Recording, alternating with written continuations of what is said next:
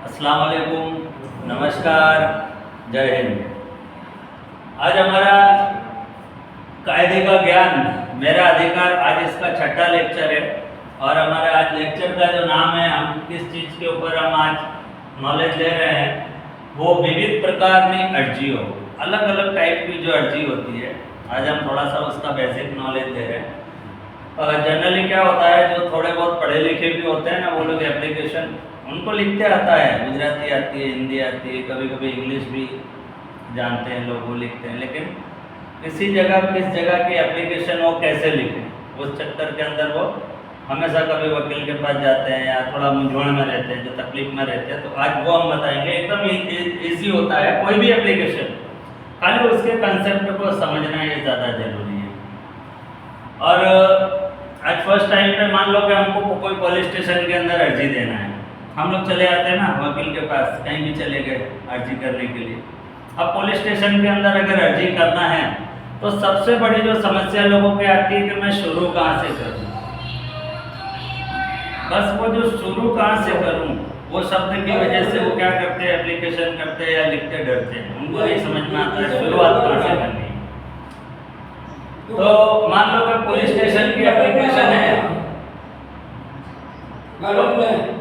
तो police station की application के लिए हमको सबसे पहले करना क्या होता है, कभी कोई बनाव हमारे साथ हो गया या हमारे घर में, घर के गली के अंदर या हमारे मोहल्ले में कोई भी जात का हमारे साथ बनाव होता है, गुनाह हो गया, तो जब हम अर्जी लिखते हैं तो हमको सबसे पहले पूरा कागज़ लेना है। लिटी वाला भी चलता है, आप कैसा भी कागज़ ले सकते हैं, लेकिन जो राइटिंग क्लियरिटी होती है राइटिंग की, वो ब्लैंक पेज पे ज़्यादा अच्छी आती है। तो सबसे पहले हमको अगर पुलिस स्टेशन के अंदर अर्जी करनी है तो हमको उसका हेडिंग, कि हमको कहाँ पे अर्जी करनी है पुलिस स्टेशन में, किसी भी जात की आपको अर्जी करनी है तो हम उसका एक हेडिंग बांधते हैं। सबसे पहला जो वर्ड्स आता है प्रतिश्री, ये इज्जत हो गई। मान लो पुलिस इंस्पेक्टर को हमको अर्जी करना है तो हम सिर्फ लिख देंगे पुलिस इंस्पेक्टर साहब श्री। तो ये क्या होता है, वो भी चलेगा, लेकिन हम एक इज्जत के साथ अगर किसी से हम आजिज़ी कर रहे हैं, रिक्वेस्ट कर रहे हैं या हमारे कायदे का पालन कराने की हम अपना अर्जी कर रहे हैं, तो उसके अंदर प्रतिश्री, ये रिस्पेक्टेबल वर्ड्स है। प्रतिश्री हमेशा लिखना चाहिए। इंग्लिश में हम कहते हैं रिस्पेक्टेड, हम उर्दू के अंदर जनाब लिखते हैं, उस तरीके से गुजराती के अंदर है प्रतिश्री। प्रतिश्री का हेडिंग हमने डाला, उसके बाद हम किसको अर्जी कर रहे हैं, मान लो पुलिस स्टेशन पे देना है तो पुलिस स्टेशन का हेड इंचार्ज होता है पुलिस इंस्पेक्टर। तो पुलिस इंस्पेक्टर साहब श्री, जो भी पुलिस स्टेशन लगता है वो हमने पुलिस स्टेशन डाल दिया। ये प्रतिश्री लिखा है, इसके आगे पुलिस इंस्पेक्टर साहब श्री, जो पुलिस स्टेशन लगा हमने पुलिस स्टेशन डाल दिया, उस पुलिस स्टेशन का हमने एड्रेस डाल दिया। ये हो गया हमारा हेडिंग, हम किसको अर्जी कर रहे हैं वो डाल दिया। अब दूसरी बात, आप खुद अर्जदार हो तो आप अपना नाम लिखते हो, तो उसके बाद लिखना है अर्जदार में आपको अपना नाम लिखना है, अपनी उम्र लिखना है, धर्म लिख देना है, वो ज़रूरी नहीं है लिखो नहीं लिखो धर्म से। फिर आप कहाँ रहते हो वो डालना है, आपका अपना मोबाइल नंबर डालना है, आप किसके खिलाफ अर्जी कर रहे हो, ये पुलिस स्टेशन में अर्जी करने का मेथड बता रहा हूँ, आप किसके खिलाफ अर्जी कर रहे हो। तो जो भी व्यक्ति है वो सामने वाला हम लिखते हैं, अर्जदार हम हो गए, सामा वाला मतलब सामने वाला हो गया, बरोबर। उसको अभी आप अर्जी कर रहे हो तो उसको आप आरोपी तरीके नहीं लिख सकते कि आरोपी का नाम, अभी आपने एप्लीकेशन किया, बराबर है। जब कोर्ट में मैटर जाती है या पुलिस जब FIR करती है तब वो आरोप तरीके, तोहमतदार तरीके उसका वर्णन करती है, लेकिन अभी हमको सामने वाला इस तरीके से हमको लिखना है। हमने सामने वाले का हमको पूरा नाम लिख देना है, उसकी उम्र अगर पता हो तो उम्र लिखो, नहीं पता है तो पुख्त बयान, मतलब वो 18 से ऊपर है। आपको ये बताना है पुलिस को भी ये 18 से कम का नहीं है, क्योंकि 18 से कम होता है तो वो फिर उसका केस अलग बनता है, बच्चों के लिए होता है, वो पूरा जुवेनाइल जस्टिस है वो आता है। उसके बाद वो कहाँ रहता है, आपको ये खास ध्यान रखना है, वो कहाँ रहता है, आपको पूरा एड्रेस डालना है। अगर उसका मोबाइल नंबर आपके पास है तो वो डाल दो, आपका भी अपना मोबाइल नंबर आप यहाँ डाल सकते हैं।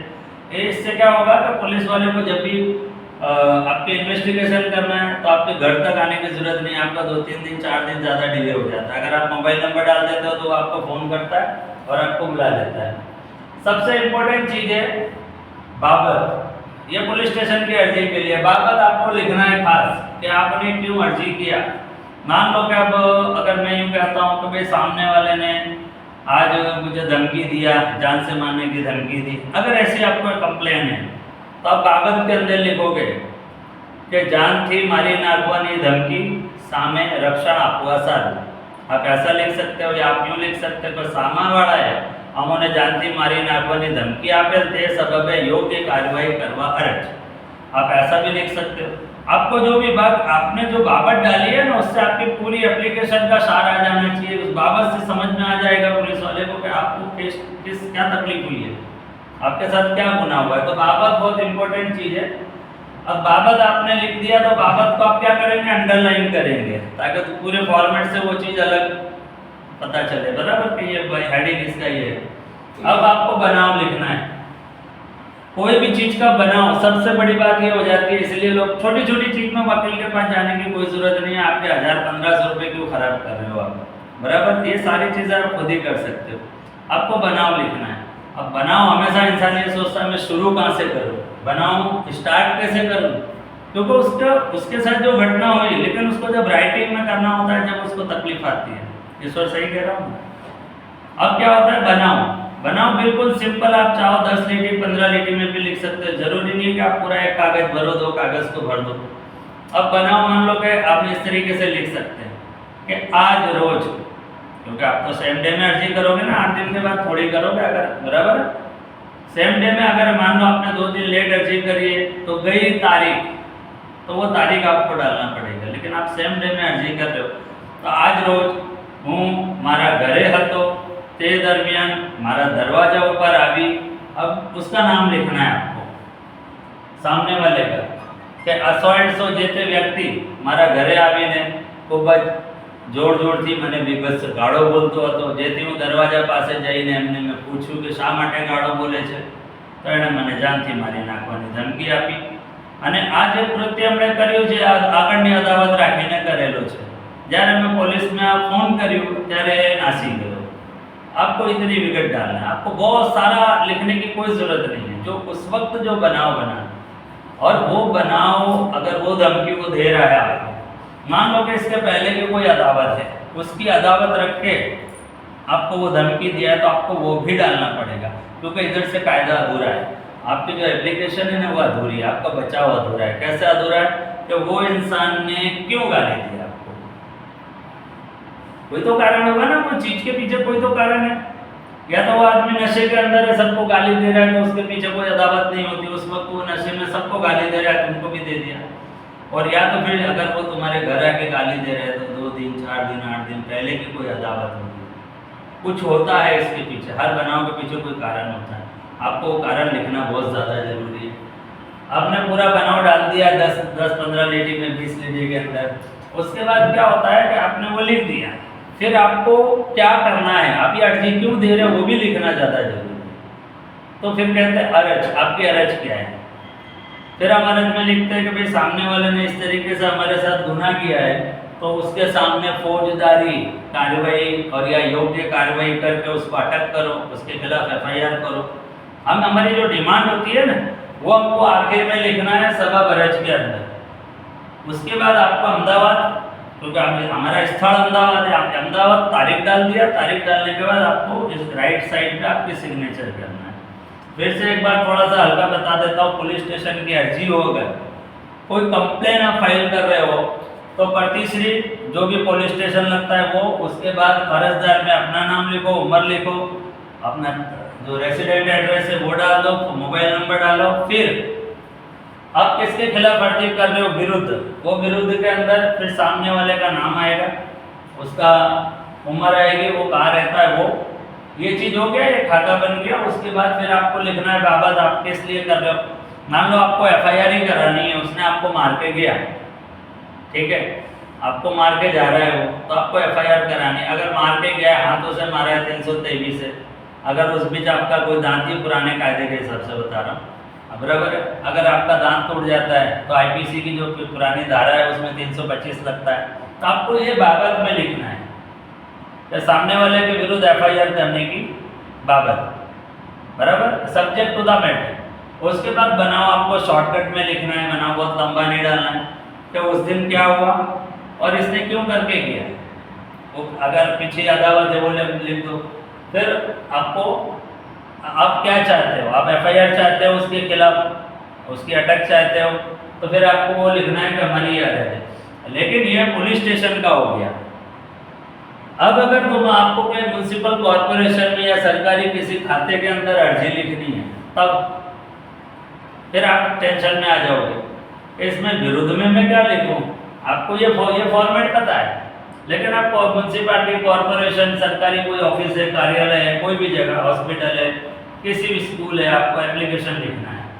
तब आप सोचोगे कि यार ये विरुद्ध में क्या लिखूं, उसका पूरा ड्राफ्ट अलग टाइप का है, वो इस टाइप का ड्राफ्ट आएगा।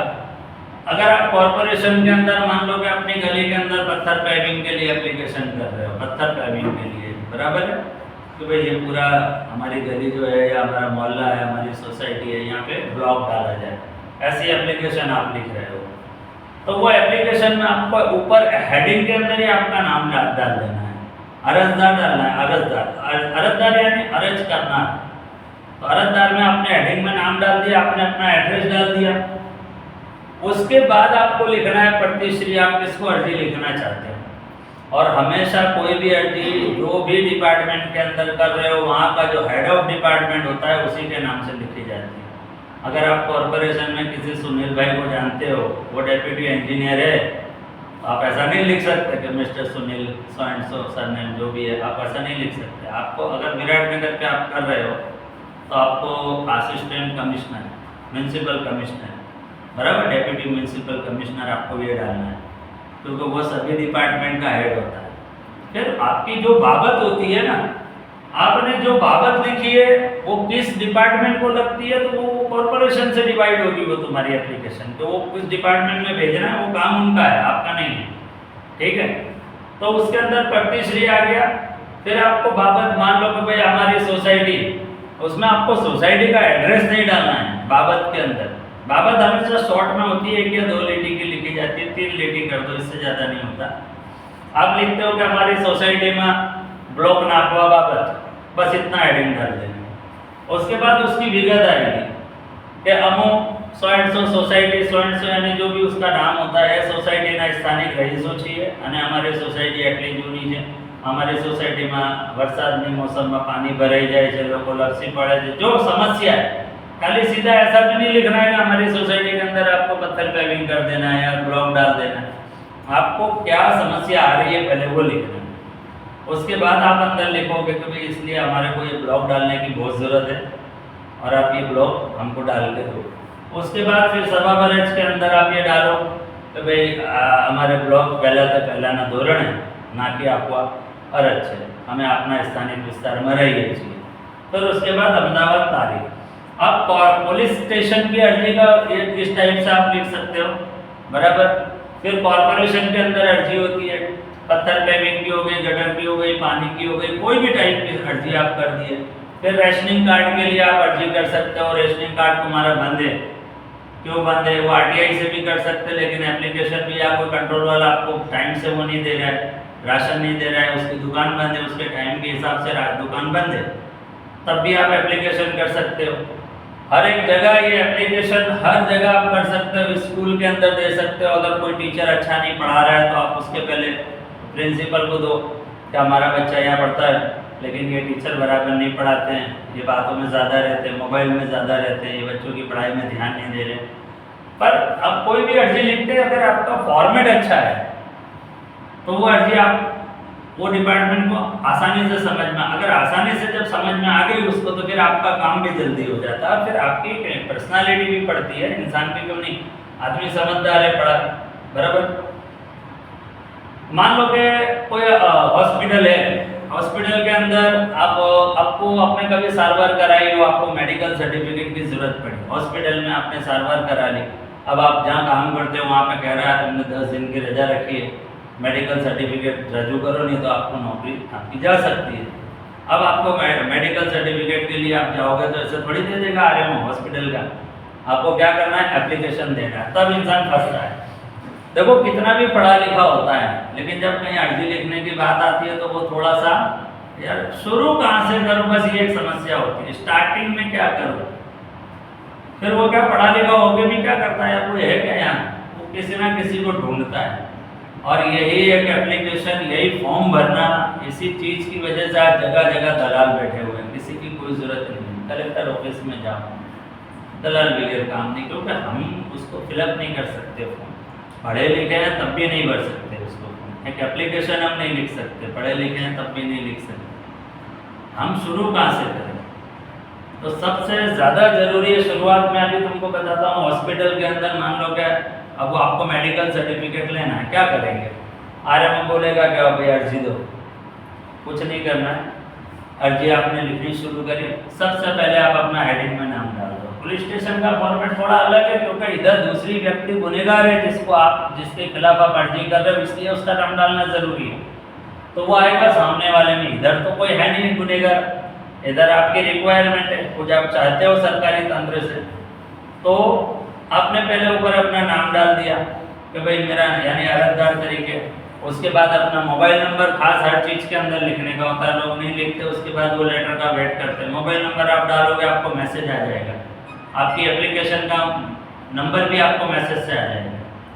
तो हमने अर्जदार डाला, उसके बाद अपना मोबाइल नंबर डाला, अपना रेसिडेंट एड्रेस डाला, फिर हम लिखते हैं प्रतिश्री, बाद में लिखते हैं उसको प्रतिश्री। पुलिस स्टेशन में हम पहले प्रतिश्री ऊपर लिखते हैं, लेकिन जहाँ कोई गुनाह का आरोप नहीं है वहाँ हम नीचे लिखते हैं प्रतिश्री।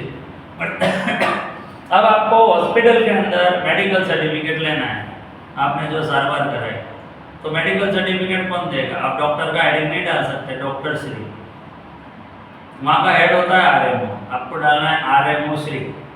अगर शारदा पेन हॉस्पिटल है तो उसका नाम डाल दो, उसका एड्रेस डाल दो, सर रस्तो, बराबर। उसके बाद आपको बाबत में लिखना है।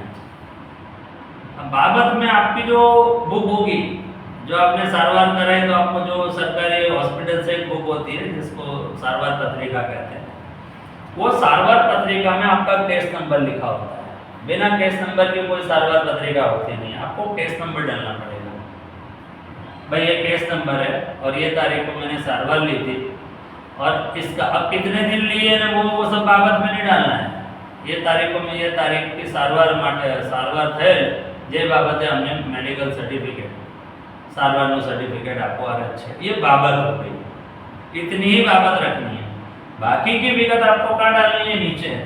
तो ये विगत है, उसके बाद फिर आप लिखो कि बरोबर आप साहेब श्री ने जय भारत साथे, અહીંયા આવશે, ये बहुत एक अच्छा स्लोगन है, आप जय भारत साथे जણાવવાનું के विनंती साथे रजूआत છે કે ऐसा आप, ये अच्छा लगता है थोड़ा सा, सामने ऑफिसर जब पढ़ता है तो लगता है कि प्रामाणिक आदमी है। जय भारत साथे जણાવવાનું કે હું આ તારીખે આપની હોસ્પિટલમાં આ કેસ નંબરથી આ સારવાર હેઠળ આવેલો અને આટલા દિવસની મારી સારવાર થયેલ છે, અને આ સારવારનું જે કંઈ સારવાર સર્ટિફિકેટની મારે હું જ્યાં નોકરી કરું છું તે સ્થળે રજૂ કરવાનું હોય, મારે જરૂર પડે છે, જેથી આપ કાઢી આપવા રહે છે। आपने ये देख दिया। उसके बाद फिर आप अहमदाबाद और तारीख बहुत इंपॉर्टेंट चीज़ होती है। आपने कोई एप्लीकेशन दी, अगर आप तारीख नहीं लिख रहे हो तो आपको पता ही नहीं चलेगा। बाद में अगर आपको चीज़ नहीं मिल रही, आप रजूआत कैसे करोगे, आपने कब दिया, तो नीचे तारीख डालनी है, सिग्नेचर करनी है। अब वो एप्लीकेशन अगर आप रूबरू दे रहे हो तो आप उसको रिसीव करा दो, हमेशा उसकी एक कॉपी कराओ, ये खास चीज़ है। जेरोक्स करा लिया आपने, रिसीव कराया, आप जो ओरिजिनल दे रहे हो उसकी एक कॉपी के ऊपर वो सिक्का मार के आपको देगा, तारीख डाले, तो रिसीव कॉपी बहुत इंपॉर्टेंट होती है आपको। और उसके बाद अगर मान लो कि आप पोस्ट से कर रहे हो उसको, तो पोस्ट की रसीद होती है, स्पीड पोस्ट, खबर चल भाई, उसकी रसीद होती है, उसका ट्रैक नंबर होता है।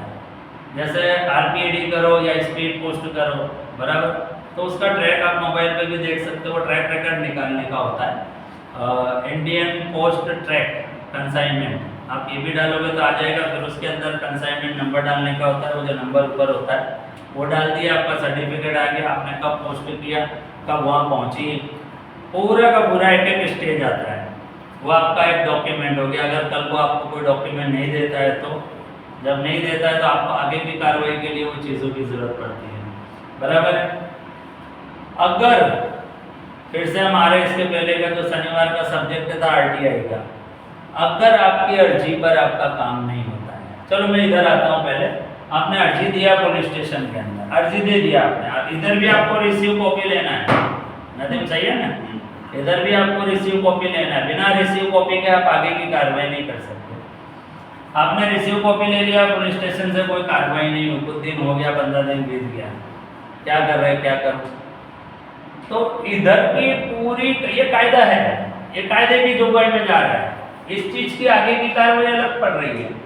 इधर आप क्या करोगे, ऊपरी अधिकारी को अर्जी करोगे, कभी 15 दिन हो गया मैंने ये एप्लीकेशन की थी, आपको जेरोक्स भी जोड़ना है जो आपने रिसीव कॉपी में लिया, बराबर, कि भाई ये कार्रवाई किया नहीं है, तो ऊपरी अधिकारी फिर डिपार्टमेंट को पूछेगा क्या हुआ, फिर आपका काम हो जाता है उसके बाद। लेकिन अगर इधर उसके बाद भी काम नहीं होता है तो क्या, फिर आप कोर्ट में जाते हो, केस दाखिल करते हो, है ना। लेकिन अगर इधर से आपका काम नहीं होता है, मान लो ये कॉर्पोरेशन जो अर्जी हम कर रहे हैं, कॉर्पोरेशन में रेशनिंग कार्ड में school, university, hospital, gas agency, health care centre, जो भी चीज़ें आपने अर्जी करी, अगर यहाँ काम नहीं हुआ तब क्या करते हैं पता है, मेरे पास बहुत लोग आते हैं, यार हमने तो अर्जी करी थी कुछ हुआ नहीं, कहाँ से, वकील की कोई ज़रूरत ही नहीं है इसमें, तुम्हारे पास खुद ही पावर है, सारे पावर पब्लिक के पास है। अगर इधर काम नहीं हुआ तो क्या होगा पता है, फिर आपको एक आरटीआई देना है। शनिवार के लेक्चर में बोला था ना, आपकी जैसे आरटीआई सरकारी डिपार्टमेंट में आपकी जाती है ना, सरकारी डिपार्टमेंट की नींद उड़ जाती है। वो इतने अच्छे से काम करता है, मानो कि पूरी दुनिया के अंदर सबसे ज्यादा अच्छा काम करने वाले सेवक हमारे इंडिया में है, आरटीआई के बाद। अगर काम नहीं होता है आपका, नहीं कर रहे हैं, तो फिर आप आरटीआई का सहारा ले लो। आरटीआई से आपका आरटीआई जाते ही काम हो जाएगा, उनके जवाब की भी चिंता नहीं है। मैं तो इतना स्ट्रॉन्ग मानता हूँ आरटीआई को, 90% काम है ना सिर्फ आरटीआई के पहुँचने से हो जाता है, किसी की जरूरत नहीं है, कोई बड़े नेता के पास जाने की जरूरत नहीं है, किसी वकील के पास जाने की जरूरत नहीं है। आरटीआई के बारे में शनिवार को मैंने बता दिया था। अब मान लो कि चलो होता है कि आरटीआई आपने भेजा फिर भी नहीं हुआ, तब उसके अंदर अपील का मैंने बताया था, अपील कर सकते हो, आप रीड भी कर सकते हो। ये जो पासा है कॉर्पोरेशन, जो सरकारी तंत्र का है, वहाँ पे आपकी एक अर्जी, आप चाहो हाईकोर्ट तक जा सकते हो एक अर्जी के बाद, लेकिन वो अर्जी पाया है, आप हाईकोर्ट में रीड नहीं कर सकते डायरेक्ट जाकर, लेकिन वो जो आपने अर्जी करी है ना, वो अर्जी इसका पाया है, आप वहाँ तक जा सकते हो। तो एप्लीकेशन जो है वो इतनी इम्पोर्टेंट चीज़ है। अगर एप्लीकेशन का कोई फॉर्मेट नहीं होता है, लेकिन एप्लीकेशन सामने वाले को समझ में आनी चाहिए, उस तरीके से हमको उसको लिखना है। अब एप्लीकेशन कायदे के अंदर क्यों जरूरी है, अब थोड़ा सा कायदे पे आ रहा हूँ, समझ रही है ना, थोड़ा सा मैं कायदे पे आ रहा हूँ कि कोई भी चीज़ की अर्जी कायदे में क्यों जरूरी है, और ये अर्जी पे ध्यान क्यों देना है, क्यों हमको ध्यान से वो अर्जी करना है। आज इसलिए ये रखा है, खाली एप्लीकेशन का मकसद नहीं था, अभी इसको कायदे पे लेकर आ रहे हैं। अब मान लो कि तुम्हारे साथ एक बनाव बनता है, कोई सा, तुमने अभी पुलिस स्टेशन में अर्जी दी, बराबर है। अब अगर वो अर्जी आपने सही से नहीं लिखी है, सही ढंग से नहीं लिखी है, आपने बिल्कुल 5-6 लिटी में उसको शॉर्टकट में आपने कर दिया, डाल दिया। जनरली क्या होता है कि लोग सीधा पुलिस स्टेशन जाते हैं, जहाँ पर नॉन कॉग्निजेबल यानी जो गुनाह 3 साल से कम का होता है, ऐसे गुनाहों के अंदर आपको एप्लीकेशन देनी पड़ती है, सीधे एफआईआर नहीं करती पुलिस। कॉग्निजेबल गुनाह के अंदर पुलिस एफआईआर करती है। तब हम ऊपर क्या होता है कि मान लो कि कोई किसी के हस्बैंड को मारा, वाइफ को हस्बैंड ने मार दिया, वो औरत सीधा पुलिस स्टेशन जाती है। अब वो पुलिस वाले कहते हैं कि भाई आप एक अर्जी लिखा के लाओ। अब वो औरत अर्जी कैसे लिखेगी, इधर उधर देखती है, वहाँ कोई होता है पुलिस स्टेशन में, अक्सर अर्जी बनाओ तो आमतौर से होता रहता है, कोई दिखा भाई अर्जी लिख दो ना। आप किससे कह रहे हो अर्जी लिखने के लिए, आप जो अर्जी अभी लिख रहे हो ना, इस अर्जी से आप आगे पीछे नहीं हट सकते। फिर अगर मान लो आपको आगे की कार्रवाई करनी है ना, तो वो अर्जी से आप आगे पीछे नहीं हट सकते। कोई बैठा हुआ है उसने लिख दिया जैसा तैसा, नहीं। अगर आप किसी से लिखा भी रहे हो तो उसको पूरा का पूरा बताओ, बनाओ बताओ कि मेरा हस्बैंड ये है, ये बनाओ बना, इस तरीके से मुझे मारा, इस तरीके से उसने घर से निकाल दिया। फिर उसके बैक में भी जाना है, क्योंकि कोई आप ये अर्जी करो या ये अर्जी करो, अगर आपका काम नहीं होता है तो आगे जाना है ना, जो आपको आगे की कार्रवाई करनी है तब आपको ये चीज़ नड़ेगी कि आपकी अर्जी कितनी अच्छी होनी चाहिए। उसके बाद फिर ये लिखना पड़ता है कि भाई मेरे को पहले भी मानसिक शारीरिक त्रास देता आया है, सलंग आज 6 साल हो गए, 6 साल से सलंग मारझूड़ कर रहा है, ये कर रहा है, वो कर रहा है, बराबर है। वो अर्जी आपने दे दी, मान लो आपने पिछला नहीं लिखा, पिछला आपने लिखा ही नहीं, अभी का खाली लिख के डाल दिया। फिर आप जब कोर्ट के अंदर केस दाखिल करते हो, 498 करने जा रहे हो, डोमेस्टिक करने जा रहे हो, 125, तब ये आपका जो अधूरापन है ना, ये आपको कोर्ट में नड़ता है, बहुत ज़्यादा नड़ता है। फिर क्या होता है पता है, ये पहली बार कहीं बना हुआ है आपने केस के, इसके पहले कभी आपके पति ने मारझूड़ नहीं किया। अब लड़की कहती है किया है, तो क्या आपकी अर्जी में नहीं है? अब बताओ, जो चीज़ है नहीं कायदा, उसको कैसे मानेगा? तो इतना लिखने का होता है। तो इसके कई 5 साल से मुझे कंटिन्यू ये हेरेसमेंट कर रहा है। तो अर्जी की वैल्यू क्या होती है, तुम सोचो कि जो शुरुआत अभी हुई है, अगर इसको आगे कार्रवाई तक आप ले जाते हो ना, तब ये नड़ता है। इसका अधूरापन आपको तब नड़ेगा, इसका अधूरापन तब नड़ेगा। तो मतलब कोई भी अर्जी है वो कानून के पासे से जुड़ी हुई है, बिना कानूनी पासे की कोई चीज नहीं है। आप सोच रहे हो ये तो सादी अर्जी है, सिंपल अर्जी है, आज अमजद भाई ये चीज का क्यों सिखा रहे हो?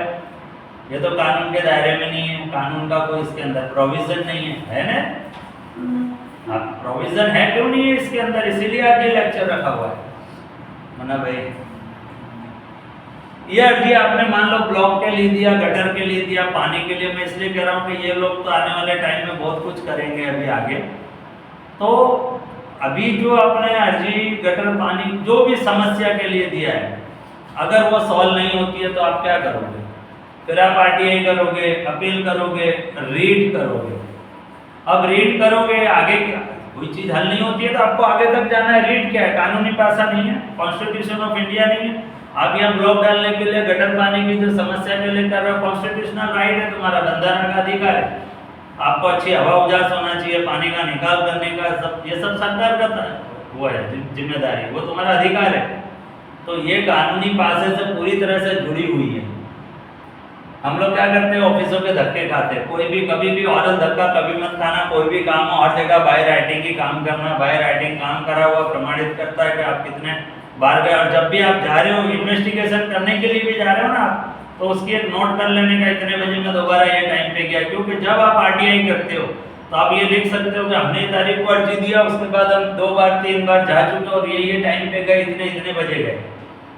मान लो कि पुलिस स्टेशन के अंदर ही अर्जी करी, लेकिन उसके पहले कई बार हम कॉल करते हैं 100 नंबर पे, करते हैं ना, बराबर। फिर अर्जी कर दी हमने, 100 नंबर के कॉल का जिक्र नहीं लिखा।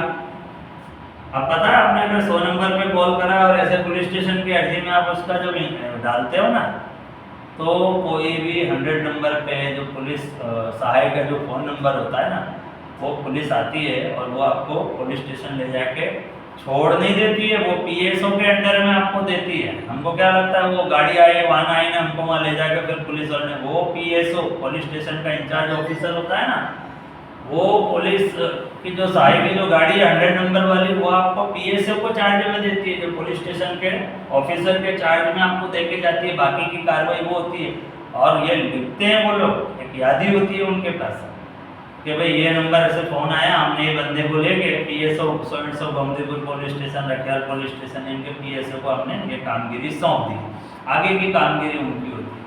तो इस एप्लीकेशन में मान लो वहाँ आपका स्टेटमेंट होता है, अब आप कोर्ट के अंदर जाते हो कंप्लेंट फाइल करने के लिए, एफआईआर नहीं होगा, आप कोर्ट गए, कोर्ट में आप इंक्वायरी मांगोगे। किस चीज़ में मांगोगे? कि मैंने ये एप्लीकेशन पुलिस स्टेशन में दी थी और इस पर क्या कार्रवाई हुई मुझे पता नहीं, आज 1 महीना हो गया तो मुझे कोर्ट में आना पड़ा। अब कोर्ट क्या करती है कि जो इन्वेस्टिगेशन ऑफिसर जो भी पुलिस स्टेशन है उसको एक याद ही नहीं करती कि ये तारीख की जो अर्जी आई है इस पर आपने क्या कार्रवाई की। फिर पुलिस वो सारी रिपोर्ट लेके जाती है। तो आपने अगर 100 नंबर पे कॉल किया है तो उसका भी पूरी डिटेल होती है, आपका केस मजबूत होता है, आपकी जो सामने वाले का जो गुनाह हो जाए उसकी कड़ी पुरावे में आपकी कड़ी जुड़ती है कि आपके साथ में जिस वक्त तो बना आपने सबसे पहले पुलिस सहायक के लिए फोन, ये एक मेजर चीज़ होती है। तो कोई भी अर्जी के अंदर ये सारी चीज़ों को डालना बहुत ज़रूरी है। सरकारी ऑफिस के अंदर भी आप डाल रहे हो कोई चीज़, चलो एक छोटी सी बात कर लेता हूँ फिर से मैं। जैसे स्टेडियम के अंदर 9 बच्चे मरे थे, बराबर ना। स्टेडियम का मैंने आपको बताया था, अभी तो सब फेंसिंग कर दिया। मान लो बच्चे डूब के मरे तो वो तंत्र की बेदरकारी है, किसकी? सरकार की बेदरकारी। बच्चे की तो है ही, लेकिन आज कोई भी जगह को इतनी डेंजर चीज को खुला रखना ये भी सरकार की बेदरकारी, उसमें कॉर्पोरेशन की बेदरकारी थी। आपने अर्जी दिया कॉर्पोरेशन में, क्योंकि हमारा बंदा था, ये बच्चा था, ये ऐसे ऐसे हो गया, उसको बढ़तर हमको चाहिए, लेकिन आपकी अर्जी के अंदर पूरी विगत होनी चाहिए। खाली वो गया वहाँ आने में हो गया नहीं, किस दिन का बनाव था, कब का था, क्या बनाव बना, फिर कैसे आपको पता चला, पोस्टमार्टम हुआ था कि नहीं, आपको ये सारी चीज़ें डालना है। क्योंकि अगर आपने यहाँ पर अधूरी, देखो इसका नुकसान बताता हूँ, आपने यहाँ पर अगर अधूरी विगत दी, फिर आप थोड़ा आगे बढ़ोगे कि मेरा काम नहीं हो रहा है, और आगे बढ़ोगे मेरा काम नहीं हो रहा है। आप जब रेट पिटिशन में जाओगे ना, तो वो रेट आपकी जिस आधार पे आपने दाखिल किया है, रेट पिटिशन, रेट यानी जो तुम्हारे अधिकार हैं, उन अधिकारों का कॉन्स्टिट्यूशनल राइट जो होता है, अगर उसका कोई अमल नहीं करती है सरकार, तो तुम्हारे को रेट पिटिशन फाइल करने का अधिकार हाईकोर्ट के अंदर है। कोई भी जिसके अपने अधिकार का हनन हो रहा है वो रेट कर सकता है, बराबर ना। जब आप रेट करते हो ना, तो हाईकोर्ट आपके धक्के तो देखेगी, लेकिन जो आपने सबसे पहले एप्लीकेशन की है, जिसकी वजह से आप यहाँ तक आए हो, वो एप्लीकेशन देखेगी। अगर वो एप्लीकेशन में अधूरापन है तो आपका केस ऑलरेडी कमजोर है, आपकी पूरी यात्रा जितने आपने संघर्ष किया है ना, सब बेकार है। तो एप्लीकेशन का जो फॉर्मेट होता है, जो एप्लीकेशन की विगत होती है, बहुत शांति से आप खुद हर चीज़ का लिखो, किसी और के पास मत जाओ। उसको आपकी तकलीफ का इतना नॉलेज नहीं होता है जितना तुमको खुद है। तो हर चीज़ को पूरी विगतवार डालो, क्योंकि कोई भी एप्लीकेशन जब आपने पेन उठाया है ना, उसका अंत कायदे तक जाता है, तुम्हारे अधिकार तक जाता है। चाहे पुलिस स्टेशन हो या सरकारी ऑफिस हो, की कोई भी एप्लीकेशन है, बराबर। और कभी भी तुम लोग पढ़े लिखे हो, कभी भी तुम्हारे पास भी कोई आएगा अगर अर्जी लिखाने में, तो कभी भी उससे वो जो कह रही है ना, उतना बनाव लिख सुन के अर्जी मत लिख दो, उससे पूरी बनाव की विगत लो, और हो सके तो वो विगत को थोड़ा शॉर्ट में लिखो, लेकिन बनाव पूरा आना चाहिए, सारी उसकी जो समस्याएं हैं वो सब आनी चाहिए, बराबर। तो ये आज की जो है विविध प्रकार की अर्जियों, ये भी एक कानूनी पासा था। और इंशाल्लाह जो हमारे शनिवार की जो क्लास होगी, सबसे इम्पोर्टेंट होगी। शनिवार की क्लास में सब दोस्तों को लाना पड़ेगा। शनिवार की क्लास ज़्यादा होती है, लोगों के पास टाइम भी होता है, और